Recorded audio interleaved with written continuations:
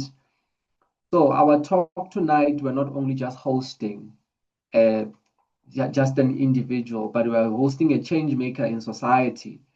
But what I like to call her is that she's also a servant in our community, not only a community of CJC, but the community.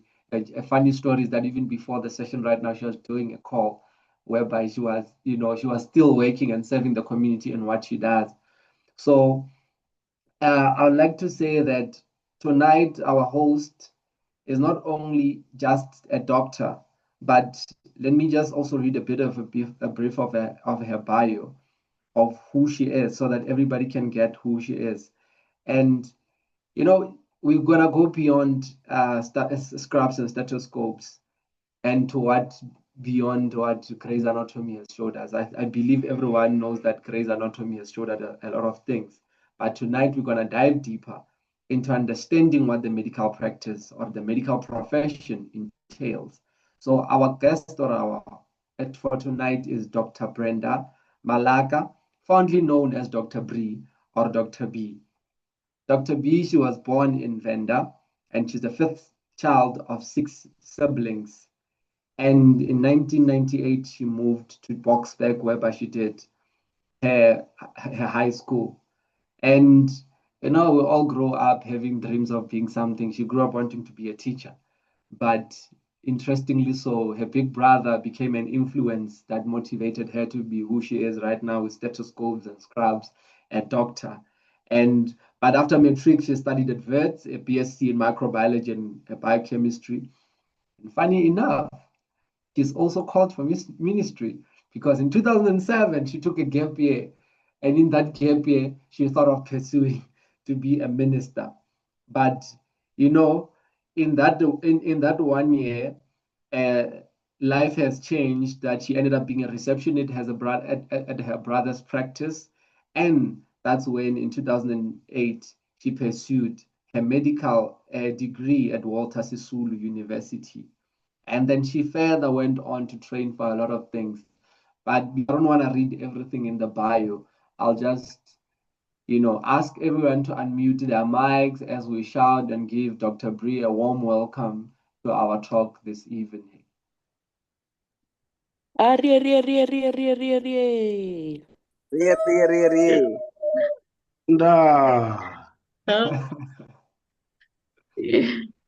you. Thank you so much, guys. Thank you, Obi. Thank you. We call him Obedience. Well, you are starting, Dr. Bree. That's the name you guys gave me. Yes, the same way I was given Dr. B, but yeah, I love it. Yeah. Thank you. Thank you so much for inviting me. No, great stuff. So as we dive deeper into tonight's talk, I'd like to ask you just to take us through who Dr. B is, Dr. Brenda is, just so for people that don't know you. So Dr. Brenda, she's a very vibrant person. I'm actually a confusion. Like if you have to say I'm an introvert or an extrovert, you're gonna struggle because like I'm a mixture of both. I can keep to myself, but I also know how to mingle with everyone and to mingle with the crowd. So I am a mother of 2. I've got a 5-year-old and a 3-year-old, a boy and a girl. They are the light of my life and the action when I come home finally from work. So yeah, I'm a Boksburg girl. I was raised in Venda, yes, but I moved to Boksburg in 98, so I've been here for more than 20 years. I'm a child of God. I'm born again. I got born again when I was at Wits in 2003, yes. So I love the Lord very much. I believe that I am called to ministry at some point in my life. I'll have to put down the stethoscope and pursue that part of my calling. But yeah, other than that, I am a woman who loves to serve others and to see other people realize their passion and calling with God. Amen. That's great. You just mentioned something that you are a mixture of both. That means I like to call them an ambivert. They can be vibrant and also be introverts at the same time. But with what you just mentioned, just please take us through an ambivert like yourself who wanted to be a teacher, now she's a doctor and loves serving. What kind of childhood or upbringing did you have? So I had a very good upbringing. I think I grew up in Benda, like I said. So we grew up in a village where we were, you could call us, we were very poor in our village. I think even up to today, we still don't have a tar road. That's why we drive big cars. It's not because we can afford them or we like them. We need them. But the interesting thing about our village is that there was a missionary school or a mission, which was a Saint Scholastica mission in our village, which influenced a lot of our childhood growth and development because they had a school which most of us went to that school. So that school was very, very good. So it gave us a very good foundation, primary school, to be able to learn things in English, to learn mathematics, know what you want. And also it introduced us early to Christianity. So they had a church, obviously, and they had a clinic, and they had feeding programs. So you would see them do a lot of things in our community, taking care of the orphans and the widows and sending people to school. I think one of the people that they sent to school in my family was my sister-in-law, who is now a nurse and a matron at Bara. So almost all of us went to that school, and it gave us the good foundation that we needed for the future that God had for us. So I had a very good upbringing. Yes. So Vele, you're a true reflection of your background does not matter where you come from to make it in life. Because the way you grew up and how Yes. you became to where you are right now, which you call yourself the box back lady, it shows that the background does not matter. And you just mentioned two people, and you're the fifth child out of six siblings. You also mentioned your sister-in-law, how she played an influence, your brother. So with that, having such a big family of siblings, how would you say that your siblings sort of played a role for you to be who you are today? So, like I said, when I was growing up, I wanted to be a teacher. So, actually, the brother who is a doctor started out as a teacher, and he even taught at our local high school. And because he had done so well in his in teaching, so he did a BSc and he ended up teaching for a year. So he did a BSc in KZN, then he came home to teach for a year. And during that time, someone said to him, go study medicine or something, or accounting. So he wanted to actually be a vet, but in those days, Black people were not sort of like allowed to become vets. So he went for medicine. So that influenced me a lot. And my second brother as well followed suit. He became a teacher as well. So he studied to be a teacher. Then he actually taught for a period of 5 years. And I grew up with him when I was in Menda. And when he moved up here, he came to study accounting. So the changing of careers and where you started and what else you wanted to do with your life is what my siblings have been able to influence me in those in that line. But otherwise, we are a great bunch of they usually call us Mama Six half dozen because we're six. So we are very close knit. We all live in Boxburg, Yeah. around 5 or 10 minutes away from each other. So even our kids, they've got a beautiful community here of their uncle and aunt who live together. We are always together at family functions. And we are so many that even when we've got a family function, we don't need to invite other people. We are a lot. So since then, my siblings have had children. We've grown as a family. And fortunately, my dad has passed on. But my dad was actually one person that moved us to Boxburg. And this has been the land that we have inherited from him. Yeah. Just before we continue, I'd just like to just see with a show of thumbs up, if everyone's network coming from your side is stable, because there are 3 glitches that I've experienced on my side. Is everyone, did everyone have a good, clear conversation from Dr. Bree, or you also experienced some glitches? Or so that if it's my side, I can fix it.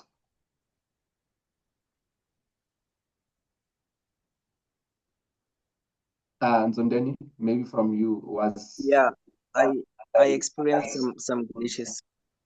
Oh, okay. So yeah, I also see that they say they also missed the last bit of your conversation, Dr. Bree.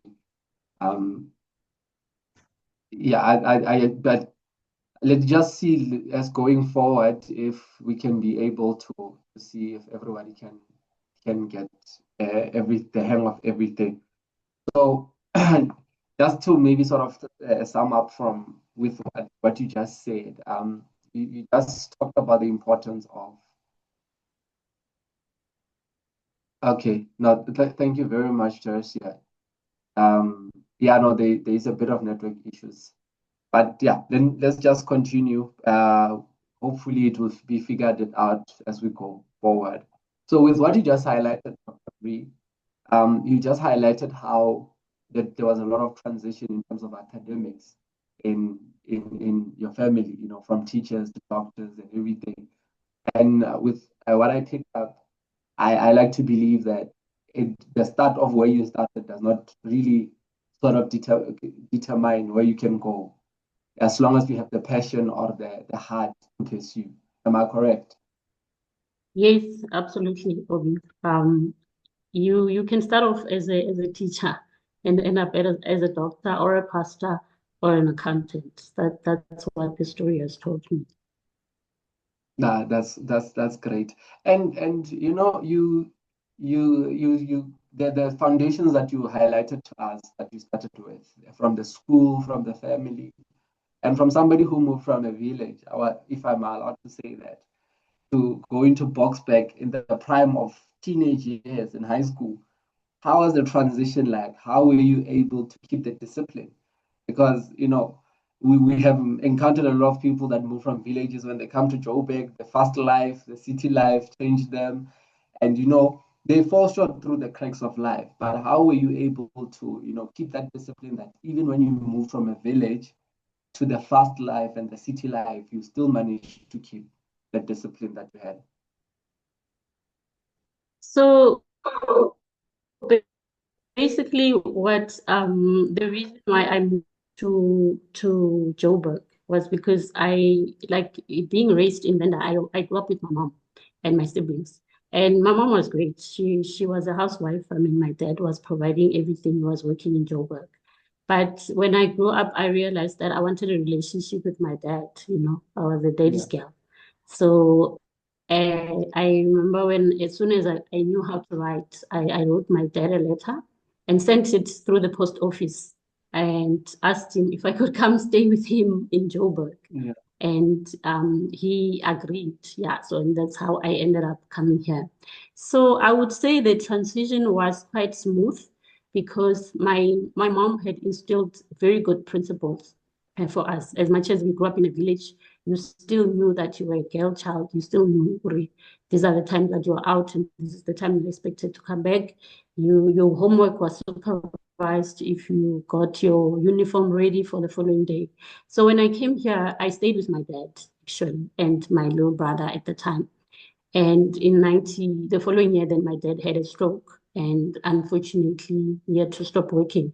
So that's when my brother took me in, him and his wife. They took both in, my brother and I, my little brother and I. And I stayed literally with my brother I had to be a big girl, transition from the 13-year-old, 14-year-old to being responsible. I mean, my brother was doctor, he was busy. He was running his own practice in Katlehong. So he would come home at 6 o'clock. So I had all the time from 2 o'clock since school came out to do whatever I wanted to do. But I knew that I want to get to will require me sacrificing those kind of activities. So I would come home, open the house, log up and start studying and preparing for the next day. And because of that, I was top of my class from grade 8 until grade 12. And I had a bursary actually in high school because when my dad had a stroke, we had to figure out how is my brother going to support the entire family. And I think my older siblings were at varsity at the time. My sister was studying social work at the University of Venda. And my brother, the second one, was doing his accounting thing, and articles and all those things. So he had to basically take care of the entire family. So I had to also recognize that someone is available to help me realize my dream and become the person that I want to be. So as much as you are seeing a little bit of being privileged, you remember where you come from and you remember what other people are sacrificing in order for you to be able to achieve your dream. So that, instilled discipline. No, thank you very much. Ladies and gentlemen, I believe you have your notepads because what Dr. Bree is saying, like, you can't just have it in your head. You just need to, also take some notes going forward because, you mentioned some key things about, principles and, being still, like, sort of true to your background, where you're coming from, And you mentioned something that's very critical about transition into, the responsible you, but still being able to be on top of the class. I think this could take us to, how is the journey from transitioning from biochem, gap year, Buruti, going to medical school, like maybe take us through that season, how everything has went through that season. So when I finished matric, I applied obviously to some medical school, but my applications were not adequate. I think the one thing I didn't do was the volunteering. So they usually want you to have spent some hours either in an orphanage home or old age home to just show them that you are interested in serving people, actually. So I didn't do that in matric because I had to focus on getting good marks. So then when my good marks didn't get me into Brett's Medical School or Medunta, then I went to do BSc. So obviously, if you're top of your class and everybody, even yourself, your family, is expecting you that next year you'll be studying medicine, and you find yourself doing a BSc and you're trying to figure out what is this BSc, what's happening here, and there's no structure. They're telling you pick science and this and this. You just basically have to structure it yourself. So it was a bit confusing, but then again, my brother did a BSc before that, and I've got also another cousin brother who stays in PE. He's also a medical doctor by profession. So he did BSc as well before he became a doctor. And he said, actually, it's a very good foundation. And of the house, I enjoyed and thrived in that environment. The people that I met, and most people that I know now, I met at Wits. I made good friends. I made sure that I studied hard and got good marks. I mean, I remember at one point at church, my pastor, Pastor T at the time, he would ask me, how are things, Brenda, how are things in medical school? I'm just thinking, I'm not at medical school yet. The vision I like, I telling everyone who cares to listen that I want to study medicine after my BSc, that BSc is just a stepping stone for me. So I went through it. It was hard. It was not an easy journey at all. It needs perseverance and persistence. For you to wear a white lab coat and go count the number of bacteria that you've isolated and cut frogs and dissect rats instead of human being, and being on main campus instead of medical school. So it was challenging, but you had to go through it in order for you to get the kind of foundation that you will have today. And then when I finished, I was exhausted from the BSc. BSc is quite hard, guys. And if you are a student studying BSc, just hold on and see the end of it. You know, it's very difficult. I think Physics 101 will show you flames, basically, but you will make it through, you know. And I started enjoying microbiology as well. But I remember there was a day that we were isolating some bacteria, and I remember saying to my friend, I don't want to be the behind the desk person, you know. Like right now, I'm isolating this for some doctor who's going to be saying, oh, say your results came back and you have this and this infection, and they don't even know what they're talking about. I'm the one that isolated that bacteria.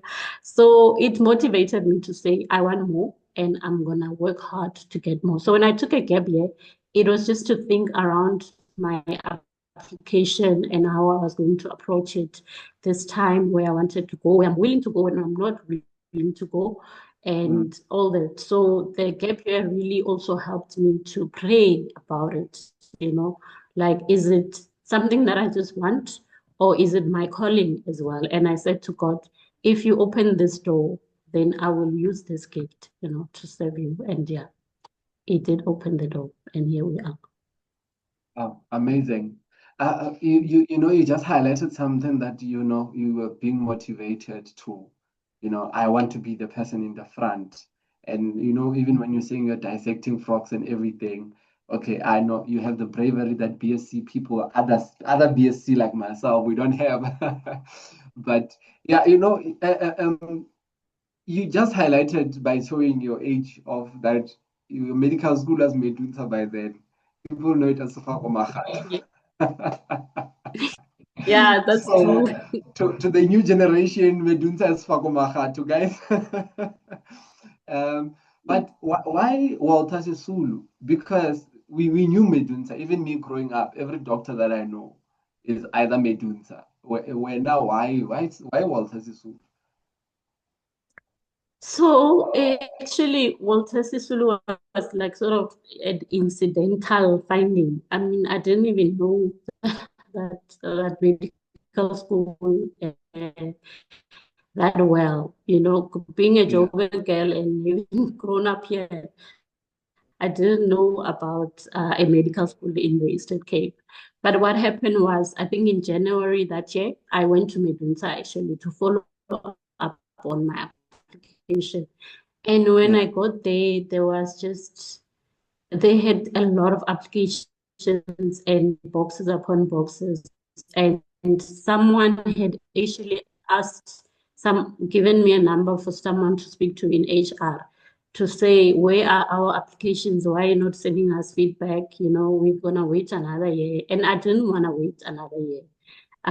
Then I saw the applications. When I left there, I said, here there's no hope. Otherwise, I'm going to wait another year before I can get into medical school. So I had applied to all universities the year before when I was doing the gap year. So KZN accepted me. They only told me when I had already registered with Walter Sisulu, and they were not willing to credit me for my BSc. And then Medunsa as well later called me and said, listen, we have accepted you. Are you still interested? Then I wanted to come back home, but when I asked them, I want to credit me for my BSc, and they said no. And Walter Sulu was actually going to credit me. So I went with Walter Sulu instead. So they credited me for my BSc. So we got into the 5-year medical program, which was great, which I really, really enjoyed. Yeah. No, thank you very much. You know, Dr. Bree, you never highlighted that you're a political person because where you did your practicals and schools is all political figures. Is Walter Sisulu, is Can you hear Nelson me, Obi?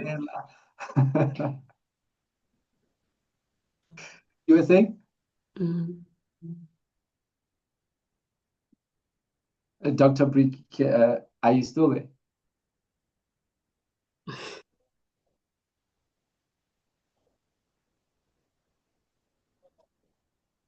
I think there's a bit of a delay between me and Dr. Brick. Tambo Memorial. Yeah. Tambo Memorial. Yes.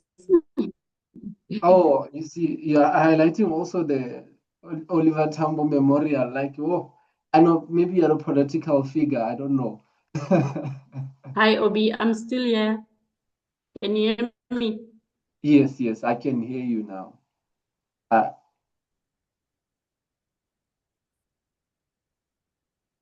and yeah, your Just hold video on. is moving.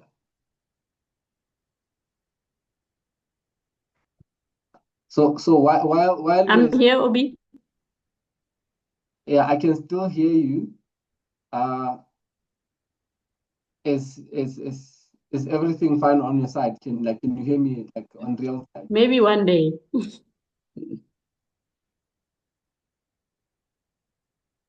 Okay, there's Okay. a bit of a delay between us. So since Can you hear me, Obi?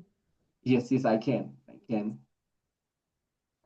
But I think I'm replying late to you. So Saint, if you have maybe questions in the meantime, you can start posting them in the chat that you might have for Dr. Bree while we're still trying to figure out the network delays and glitches between us.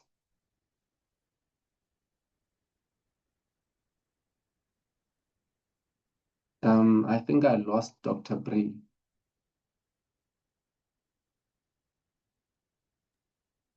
Yeah, she has left, so we'll just check up with her so that she can rejoin. Yeah. Okay. While we're still waiting for her, and maybe we can just open the platform that, we have a moment whereby people can start formulating questions, and so that we can proceed smoothly when we come, because the glitches have sort of ate a bit in our time.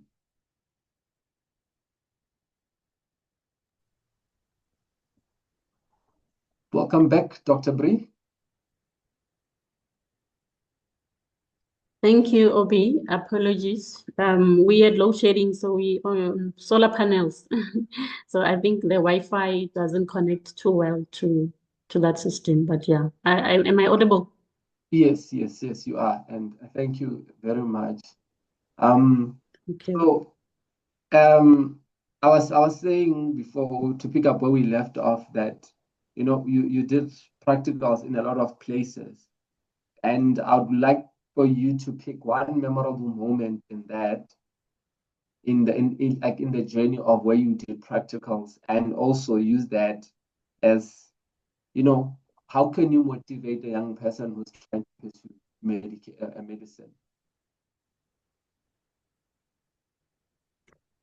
I think for me, changing environment from going from Venda to Boxburg.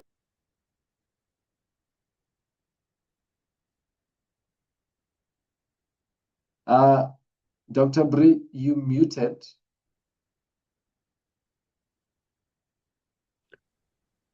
Oh, sorry, I didn't see that I was muted.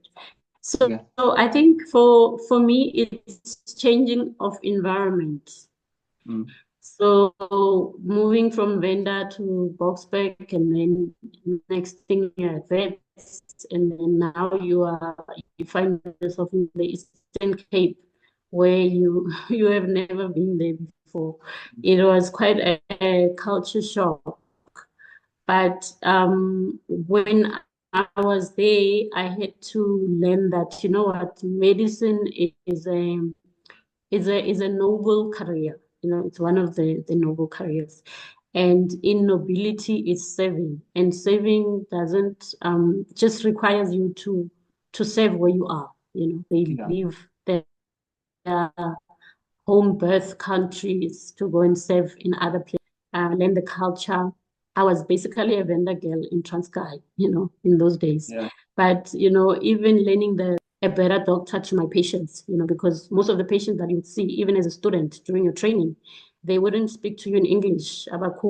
They'd like, mntanam, and you're just like, what the hell? And then that was your responsibility, to learn what that is, and to learn the language that they use, and to a point where they will end up appreciating you for the effort that you make, in learning their language and learning their culture as well. I mean, the first thing in Eastern Cape, when you encounter a patient, especially the elderly, they will ask you, "How mntanam ungumabani?" And you're just like, I don't have a Stagazelo, or, Then I ended up actually saying, okay, ngumamiyak, So by the time I left there, then ngumamiya, but it was a very interesting, the culture for me. That's what was very interesting in the trainings, just outside of medicine, because then they will take you to the rural areas, they will take you to the urban areas, like we will rotate, go to Port Elizabeth, go to East London, go to Grahamstown. So you will tour the whole of Eastern Cape. And I mean, Eastern Cape is so rich of its culture, and I made a lot of that. I'm fluent in isiXhosa, been to the Nelson Mandela his house, taking pictures there, and explored other things just outside of, because becoming a doctor, really, when you do community service, that's when you really become part of the community that you are serving. Yes. No, thank you very much. And it looks like you were more on a field trip than community service, because it seems like you have done nice things, taking pictures in Madiba's home. That's very nice. It's a wish for some of us. But Yeah. yeah, you highlighted something that as much as medicine can be a noble career, but the nobility is in serving, and I think we miss that serving part of it a lot, because we have watched shows like Grey's Anatomy. There are snippets of medical doctors in The Good Doctor. But from somebody who's doing it real life, just take us through the days in the life of a doctor. Like, what happens? Like, is it as glamorous as The Good Doctor portrays it to be? To be honest, I would say it's just as it is in the reality show, but minus the glamour.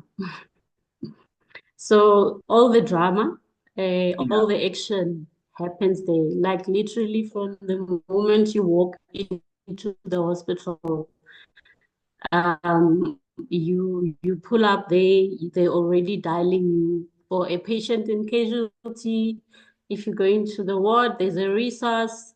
There's somebody in ICU, that needs assistance. So it's drama after drama, and situations where you leaning towards a certain diagnosis, you have to be an investigative journalist, pull family to the side, or pull the mom to the side, and ask what really happened to the child. So there will always be the story they will present to you, and then there will also be your own gatherings from your own investigations, that you have to do on the side. So it's not too different. The drama is the same, especially in the public sector. You are on an adrenaline rush from the moment you walk in until you actually leave that place. Sometimes you don't even have time to eat, and not out of choice, but because there's just so much that is happening. But in all of it, it's what we love as doctors. I think every doctor, whether they're here on the platform or just listening on the radio or wherever they are, they will attest to this. We love the drama. We love the action. We love it when we've got a resource that is successful, So the only sad part is when the research is not successful. We love to see cases, we love to see things that we've never seen before. We love to see things that we are seeing for the first time from the textbooks, you know, that we read about or learned in medical school. So it's all that action and drama through in and throughout, and we love it as the Stethoscope Gang. And if you want to sign up, just know that.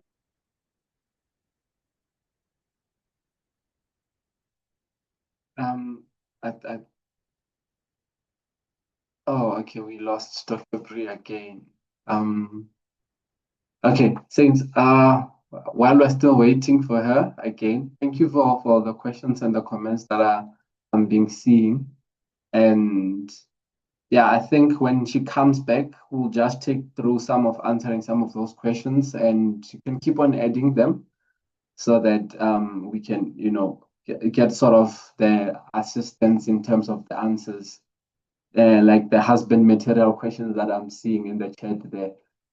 You know, I think it's key and important to be answered, that one.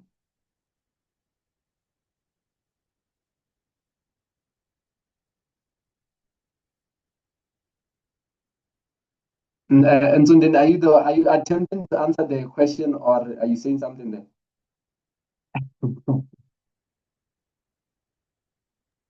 No, I'm just saying that she's a doctor. Let us be patient with her network. It will come all right. Welcome back, Sorry. Dr. Bree. Guys, the network is showing us flames to the side, so it just keeps logging us out. I'm not sure if I missed anything. No, you just Am I audible then you and taking the visible? spotlight of comedy in your absence. Okay. So with what you just asked, Dr. Bree, so that because of the network is sort of keeping us on a bit of a delay. We just highlighted about the drama and, you know, the suspense and everything that's happening. And I would want to ask you, how has that affected, you know, aspects of your life? Like, you are a mom, you know, your social life, you know, your mental health, because you said at some point you have to be a therapist of sort, an investigative journalist, you know. Like, how has that all? Because I think somehow there are some news that you have to deal with that, you know, affects you. How do you deal with all that from personal and, you know, emotions wise and mentally? So I think every child that is born to a doctor, they get to know very early that either my mom or my dad is a doctor. So they used to the late nights, they used to being picked up last from school. And they are also used to us not coming back home for like more than 24 hours. So you have to compensate them somehow. So when it's your free time, then you need to be intentional about spending time with your family, because the cracks will show if you don't make time. So as a mom, I would make time for my kids, take them to the zoo, take a day off on their birthdays or on important weekends. And when you get home, you also just try to leave your work stressors and triggers at home and spend that hour or 2 hours with them as well. But I think social life, most people will say that as doctors, we are social dwarfs. We don't get to socialize much. I don't know how many funerals I've missed, baby showers, weddings, because you are on call, you are working weekends, you are working in December. You are lucky if you are off for Christmas when your family is having Christmas lunch without you. So it all comes as a package. It comes with the job as well. So you learn to accept it very early, and even your family members, they learn to accept that mommy or auntie won't be here, or she's not going to come home on time, or not come home at all, for 24 hours. But for me, the mental health part is what takes the toll more than anything, because emotionally, the things that we'll see a lot of brokenness in the hospital. You lose a patient. When you lose a patient as a doctor, it's very difficult, even more difficult as a mom. Like I used to work in pediatrics, so when I would lose a child, I would put myself in the position of that mother, and you definitely have to go for therapy, some kind of bereavement counseling, some kind of debriefing session. And I think for me, being a member of the church has made it very easy. So I formed relationships. People like Nozo, they know every patient that I've lost, and they've done most of the counseling, even at 12 a.m., at night. But it's all part of the job. But when it comes to mental health, take care of yourself. Remember that you're also human, and know your triggers, know your limits, take leave when necessary. So now what helps me is that whenever I take leave, I would leave Joburg. So when I'm on leave, I'm on leave. I leave. So I'll leave Joburg, go somewhere, go home first of all, go see my mom, spend time with my mom. If I want to go to a spa, go on a safari.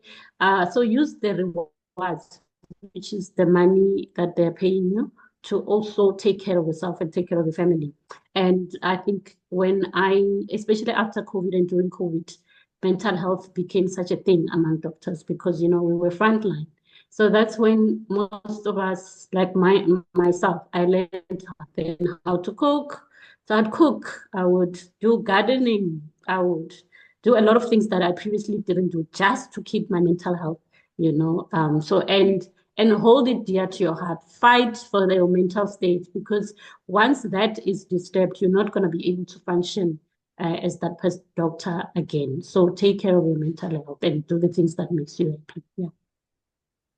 Dr. Bree, while you are away, there's a question that came for you, and I think with what you just said, it's best for me just to bring it in. So there's a question that says, I'm a partner to a doctor, and she's doing her internship, asking what is the best way to support her. Okay, so the husband is asking how to support. So that's a very sensitive stage, probably the most sensitive stage of a doctor's life, because the person just came out from medical school. So they are still transcribing textbook knowledge into medical practice, So there's a very big difference between medical school and the things that we actually do at the hospital. So they will be changing rotations every 4 months. They are meeting new people, new bosses. They have to deal with different characters. They are learning as much as they can, as fast as they can, in order for them to be trained for every specialty. So during internship, it's a very intense program. Actually, when I was an intern, that's when I became addicted to coffee. Yeah. So you literally on the go every time. So support them by, especially when they're on call, bring them coffee, they drink coffee, but pack their lunch bag, make sure when they are on call, they can on call with them. That's how I can put it, basically. So when they are on call, you are not at home sleeping away your life. You are up in case something happens. They need to call you. They need to say, oh, my colleague is hectic. And when they also come back home, they need your support, run them a bath, let them talk about their call, let them sleep, let them get some sleep, and encourage them to do things that are outside of medicine, and encourage them to spend time with their families, encourage them to make friends outside of medicine, because also what we do as doctors is that we like the cliques. And when we are with the cliques, all we talk about, trust me, is cases and work. and what we saw in this case and this study and who's doing what and where with who. So encourage them to socialize outside of the medical circle as well. No, thank you very much, Dr. Bree. You know, the Lieutenant, I'm just going to put it out there. With the question that you just asked, it means you want to move from boyfriend state to husband state. So I promoted you. Flesh and blood didn't reveal that to me. But please come to the men's event on the 31st so that we can help you, you know, be the best support for her. At CJC, please do come. I'll be looking forward to you, Lieutenant. So with that being said, you know, we are a bit out of time, but I just want you to answer these few questions that are coming from the floor. And the question is, what would you say the life is now in a private medical practice looking like as compared to like when you were in public, whereby you were still working in the estate, now you're working for yourself? Yeah, so private practice is very different from public. So in public, you're working with a number of doctors every day. So you are a team. Private practice, you are basically on your own. Then you have to form your own team. So in the public sector, you have hospitals to refer to that are already designed for you. So if you need a pediatric ICU, then you refer your patient to Charlotte Jobejan or to Bara, or to, if you've got a pediatric neonatal ICU, you will take to Nelson Mandela. In private, you choose, you know, where you want to take your patient. So you form the relationships. There, the relationships are already formed for you. And I think the other part that could be a little bit different is how private practice is entrepreneurship, Bazalwani. There's no beating around the bush. It's a business. So you are your own boss. You decide your own hours, and you take home what you make. So the amount of work and effort that you put in is what you get out. And I think also the business side, you form relationships. So from the laboratory who you refer the patient to for bloods, where you do your x-rays, you know, what you start a private practice, you don't even have a place to practice. You just have a stethoscope and the knowledge, you know. You have to buy a pen, you have to buy a desk, you have to buy a bed, you have to buy a blood pressure machine, you have to buy all the equipment that you need. So you're sort of like running a mini hospital, but it's your business, and also your place where you decide what kind of services you want to give and the quality of services that you give. So my advice to those who are going into private practice is that spend as much, because good doctors, because you have all the experience, dish up your expertise because you've seen it all by public hospital. Yeah, that's the truth. So I will take the last two questions before we close. Saints, please bear with me. One says, if you were to attend a family emergency or family matter in the middle of working on a case, would it be considered breaking an oath? And the second question says, what is the magnitude of capital required to open a private practice? And what was your biggest hindrance? There's three actually. Okay, so I'll start with the first one, the emergency, family emergency. So it's all about whether you followed protocol or not. So one time my son had an asthmatic attack when I was on call. So I could have just left the hospital independent, but I called my boss and said, my son is having an asthmatic attack. I need to go home and take him to casualty and take him to the doctor. Can you organize someone who's going to come in and do the call and worry about it. I'll handle everything and I'll take responsibility from now on. Just put down your stethoscope, go home and look after your son. So it's all about, and I left within 30 minutes, I was home, and within an hour, I was in casualty and my son was admitted and I stayed with him there. But it's all about how you follow protocol. So doctors, we are humans as well. I'm someone's mother, I'm someone's sister, I'm someone's brother. And when family emergencies happen to all of us, it happens to you, it happens to me. Just because I'm a doctor doesn't mean I'm excluded from my family being sick, my father dying, or my brother being admitted, or my son having an asthma attack. It's all about how you follow protocol. Yes. Thank you. And the other one was, what is the magnitude of capital required to open a practice, and what was your biggest hindrance? So I cannot really put a number on the magnitude of capital, but I think what works in my favor was that I didn't start from scratch, thank God. So I was picking up from where my brother had left off, you know. So it was a rebranding or a restructuring of some form. So I was going into partnership with him, and I think the only thing we had to do was move premises. So we moved to a busier place so that we can open up to more hours of the business. So we work from until 8 p.m. at night, from 10 until 8 p.m. And we work on Saturdays as well. So the capital depends on what kind of practice you want to open as well. So if you are struggling with capital as well, you can also start with something called online consultation and see and build clientele and build clientele build rapport with your patients and start planning and start saving for it.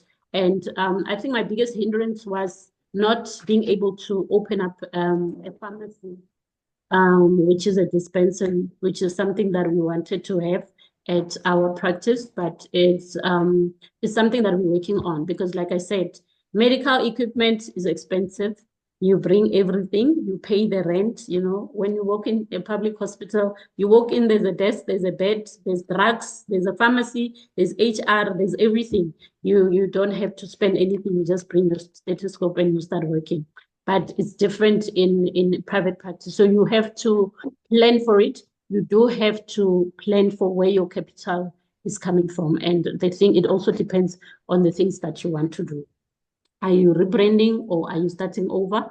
Are you buying a practice, existing practice from another doctor? Because those options are also available. Some doctors do sell their practice when they're moving.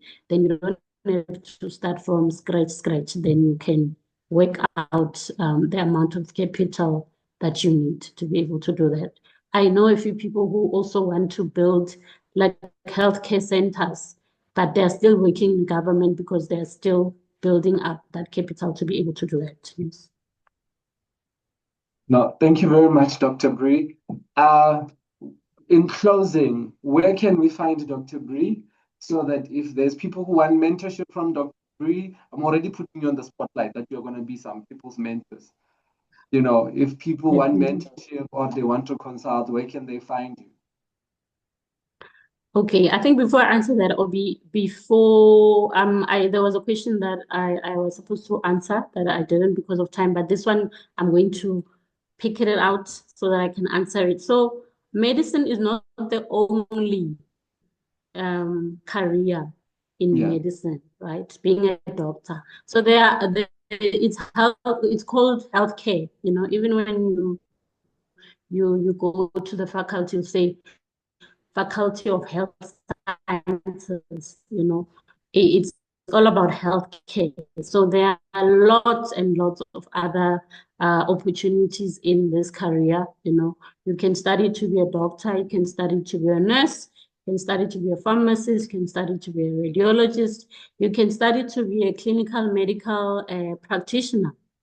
You can also study to be a allied, which is occupational therapist, physiotherapist, a dietitian, and social worker. They all form part of the healthcare system that we offer. So I'm one person that very passionate about this field of study. I want to encourage as many young people, to think about taking a career in medicine, taking a career in healthcare, because we can all study IT, guys. Please come this side, join the stethoscope gang.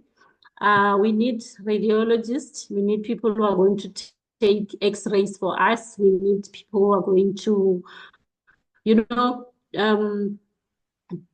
dispense the drugs that we are prescribing, and invent even more drugs, open pharmacies and all those things. So there's quite a lot. And if I had money, like honestly, I would give out bursaries for particularly people who are interested in this field. So that's my input. But we are found at in Elspark, in Boksburg, in a complex not far from, I think if you Google Sunward Park Netcare, you'll find us there. But I also have a branch in Midrand that is operating after church. It makes you realize your personal vision. When I joined the church, the pastor said, it's not about how you can serve the church, but also how we as a church can serve your purpose, help you serve inside the church.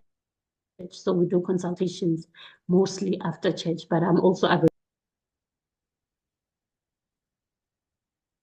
I think we lost Dr. Bree, but Saints, with echoing what she said, she's also my personal doctor. So she's in Boksburg, close to Sunward Park, and also at 72 Pretoria's President Park. That's where the CJC campus is. You can come to church, we'll deal with you in prayer and also with the doctors. I would ask Joy to just close for us in a word of prayer. And thank you very much, Saints, for giving us your time this evening. Thank you. Joy, could you please close for us? Thank you, Lehori. Let's close our eyes and pray. Tatana xikwembu xa matimba hinkwawo hi la lavo hosi hi rhandza ku khensa ku va u rhangele session leyi u yi dyondzisile hi vito ra matimba ra Yesu Kreste wa Nazareta. Ha khensa hosi ku va u ve na hina u fambisile ku fika kwalawa hi vito ra matimba ra Yesu. Ha khensa hosi. We pray that everything that we learned here, O Lord, may it motivate us, O Lord, to do well in every areas of our lives hi vito ra matimba ra Yesu Kreste wa Nazareta. Thank you. Amen.